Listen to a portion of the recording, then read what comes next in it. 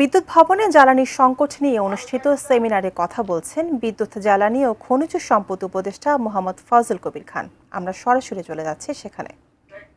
দেশ আপনার সঙ্গে ব্যবসা করবে, আপনি যদি ওদের ইনভয়েস না দেন, আপনি যদি বিল পেমেন্ট না করেন, তাহলে কেন করবে?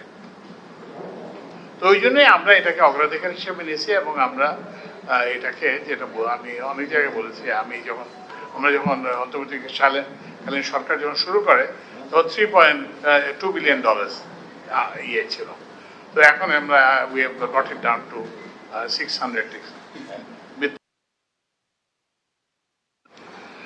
তো এইটা করার ফলে একটা হচ্ছে যে ওই যেটা বললাম যে আপনার জ্বালানি আনাটা নিশ্চিত, এখন ওরা আর কেউ আপনাকে ইয়ে না, বরঞ্চ ওই যে কাতারের কি আলোচনা হয়েছে, কাতারে আমরা প্রথমে এটা বলছি তোমাদের দাম কম। আমরা বলছি আমরা তো এখন আগে খারাপ কাস্টমার ছিলাম, এখন তো ভালো কাস্টমার হয়েছে।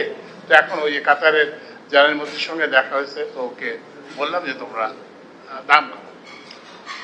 তো ওরা বললো যেটা যেটা আমি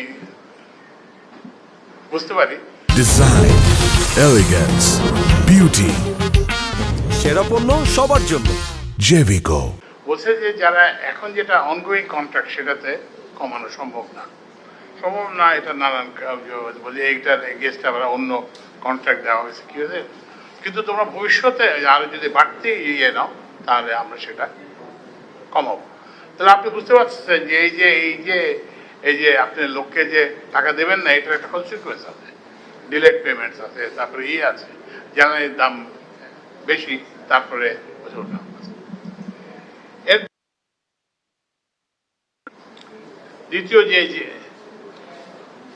দ্বিতীয় যে জিনিসটা আমরা হাত দিচ্ছি, তো প্রথমে সবাই আমাকে বলে এটা ক্যান্সেল করে দেন না কেন, এই যে কি বলে যে এই আদানি পাওয়ার কিংবা এই কন্ট্রাক্ট এগুলো তো বেআইনি, এগুলো হয়েছে।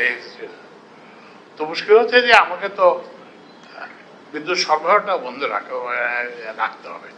আমি যদি আজকে করি এক্স এর কন্ট্রাক্টটা শেষ করে দিই, ধরেন আমি যদি এক্স এর কন্ট্রাক্ট শেষ করি, তার যদি 1200 মেগাওয়াট থাকে, তখন তো 1200 মেগাওয়াটের একটা সংস্থান করতে হবে, নাহলে কি হবে? আপনারাই তো আবার এই যে পত্রিকায় লিখবেন যে কি সবাই কি বলে লোডশেডিং এরিয়ে। তো আমি দেখলাম যে সর্বোচ্চ লোডশেডিং হয়েছে এখন পর্যন্ত,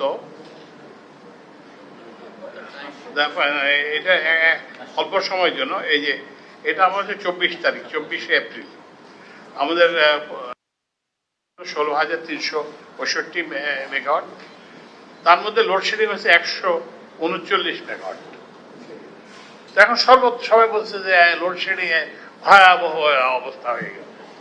তো একটু করবেন যে মানে বাংলা তো আমাদের মাতৃভাষা এবং আমরা খুব ফ্লাওয়ারি বলতে পছন্দ করি, পত্রিকার পাঠক হয়তো পছন্দ করবে যে, তো আমি ওই যে সাংবাদিক লেখছে কোথায় কোথায় লোডশেডিং হয়েছে আমাকে একটু বলেন, এরপরে আর জবাব নেই। ভয়াবহ লোডশেডিং দেশে, কিন্তু যখন বললাম যে হ্যাঁ বলেন কোথায় কোথায় হয়েছে কি আমি একটু দেখি। আরেকটা জিনিস যেটা আপনারা জানেন, ইঞ্জিনিয়ার তারা জানেন, কিন্তু বাইরের মানুষ যেটা জানে না, সেটা হচ্ছে যে লোডশেডিংটা হচ্ছে যখন আমার জেনারেশন ক্যাপাসিটি নাই, আমার বিদ্যুৎ উৎপাদন নাই, আমি দিতে পারছি না। কিন্তু এছাড়াও এক জায়গায় একটা ট্রান্সফরমার চলে যেতে পারে, এক জায়গায় একটা ফিউজ উড়ে যেতে পারে, একটা নানান কিছু হতে পারে।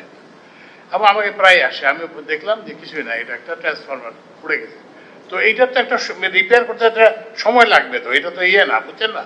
আর বলে যে বিদেশে হয় না, বিদেশে তো অনেক রিটার্নডেন্সি থাকে, আমাদের তো সেই রিটার্নডেন্সি না। ওই ট্রান্সপোর্টটা একটাই ট্রান্সফার, ওটা বন্ধ হয়ে গেলে ওটাকে আবার চালু না করা পর্যন্ত নাই।